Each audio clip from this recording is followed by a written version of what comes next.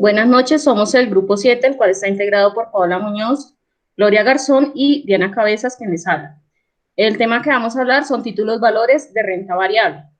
¿Qué es el mercado de renta variable? El mercado de renta variable es aquel en el cual los valores que son transados no tienen un rendimiento preestablecido y la rentabilidad está ligada a las utilidades de la empresa en la cual se realiza la inversión. En cuanto a los títulos característicos de este tipo de renta, tenemos que son el mercado de las acciones. Y la bolsa de valores es la entidad que está encargada de administrar este tipo de transacciones. Tenemos que dentro de las características del mercado de renta variable, tenemos que hay un ambiente de incertidumbre, tenemos también que se analiza el flujo de excedentes económicos entre las personas e instituciones con capacidad de inversión. En esta se diversifican los riesgos entre las empresas, las personas y las entidades, y en el cual se comparten los resultados económicos de estas. Tenemos también que la rentabilidad es incierta, esta no está garantizada y la rentabilidad del activo en algunos casos puede dar negativa y esto genera pérdidas de dinero en la inversión que se realiza.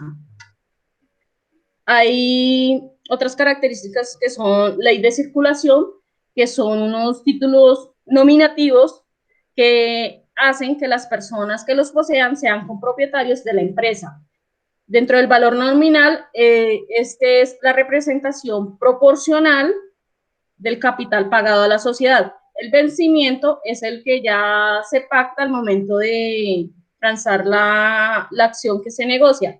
La liquidez, tenemos que esta depende de la frecuencia de la rentabilidad, la cual se mide respecto al índice bursátil o a la liquidez bursátil.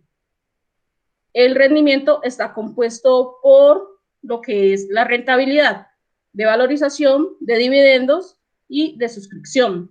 El tratamiento fiscal que se utiliza, tenemos que este no constituye renta ni ganancia ocasional en cuanto a las acciones de alta o baja bursatilidad o media bursatilidad. Continúa mi compañera Paola. Bueno, las instituciones que ofertan ese tipo de títulos son todas las que son los emisores de valores, es decir, los agentes son los que deciden financiar con estas actividades mediante los emisores, hace la participación dentro del mercado de valores y pueden emitir pues acciones, bonos, entre otros. Hay dos naturalezas con los emisores, naturalezas públicas y privadas. Las privadas pues están los bancos, están las empresas privadas, etcétera.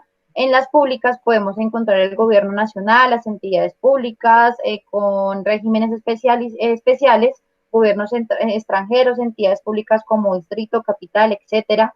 Y dentro de esto, pues allí aquí ya se desglosa los emisores de valores que participan en este tipo de ofertas, las sociedades por acciones, sociedades de responsabilidad limitada, las entidades corporativas, los fondos colectivos, las entidades sin ánimos de lucro, los gobiernos extranjeros, las entidades también públicas extranjeras, las sucursales sociedades extranjeras, etcétera. Pasamos a verificar como tal los riesgos de pues digamos, de este tipo de mercado de variable. Hay dos riesgos importantes, el no sistemático, que es el primero, es sobre la empresa, el sector o la industria que pertenece. Un ejemplo, si yo voy a invertir en una empresa petrolera y llega a caer el precio del barril del petróleo, aquí estoy afectando mi inversión. Aquí podemos diversificar la cantidad de dinero que vamos a invertir o también la empresa que vamos a seleccionar.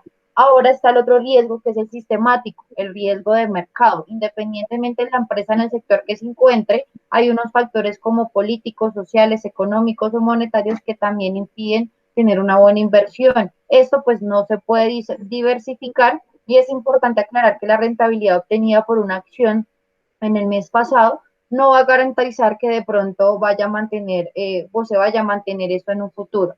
En cuanto a los riesgos, hay riesgos para los inversionistas, se pueden cuantificar en tres, en el riesgo de mercado, que es el primero. Esto es como la posibilidad de pérdida asociada por la variación de precios cuando se negocian los activos que hemos invertido. El segundo es el riesgo de crédito, es como la pérdida potencial de los recursos a un tercero. Es decir, hay dos, que es el riesgo contraparte y el riesgo emisor. El de contraparte es cuando vendemos nuestra inversión y la persona que adquiere no cumple pues con la obligación o con pagarnos en el valor correspondiente. Está el riesgo del emisor, que es cuando adquirimos el instrumento financiero y la empresa emisora pues no puede seguir pagando sus obligaciones en las fechas pactadas. Ahora bien, tenemos el riesgo de liquidez. Es como la dificultad de obtener efectivo al vender un activo en el momento determinado. Es decir, que queramos vender un valor y no es posible de pronto que haya compradores en una fecha determinada y hay que extendernos un poco más a lo previsto. Y es posible que aparezca un comprador que podría estar dispuesto a adquirir nuestra inversión, pero a un precio inferior a la que se adquirió. Y esto generaría como tal una pérdida en nuestra inversión inicial. Doy paso a mi compañera Lizeth. Bueno, vamos a hablar acerca de los ejemplos de renta variable. Encontramos el fondo de inversiones, entre ellos está FOMI, que es una proporción de financiamiento que permite ampliar la participación de las pequeñas y las microempresas. Esto lo genera de la manera de que concede préstamos, inversiones de capital, es decir, genera un préstamo para la empresa del capital que necesita para que se pueda ampliar la organización. El otro fondo de inversión es CEFIT, que ayuda a promover la inversión de pequeñas industrias en ámbitos económicos. Las dos mencionadas anteriormente, no tienen ningún tipo pues, de tiempo establecido de que la compañía deba estar con el fondo. Pues eso lo determinan en el momento que se vaya pues, a adquirir el fondo de inversión. Los bonos inicialmente pues las empresas los emiten para poder generar menores costos de financiamiento y las tasas de interés. Eso genera pues que las empresas emiten un bono y puedan disminuir la tasa de interés o el plazo que tengan pactado algún crédito pues con alguna entidad. Y pues para finalizar está la bibliografía que pues utilizamos en nuestro trabajo. Muchas gracias. Gracias. Gracias.